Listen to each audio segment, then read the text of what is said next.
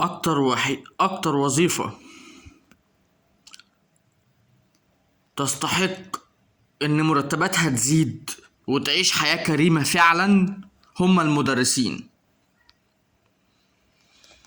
أكتر وظيفة تستحق إن مرتباتها تزيد وتعيش حياة كريمة فعلا هم المدرسين اللي بيربوا أجيال، اللي بيربوا الضابط، بيعلموا ويربوا الضابط ووكيل النيابة والقاضي والمحامي والمحاسب وأي متعلم في البلد أو أي حد في البلد.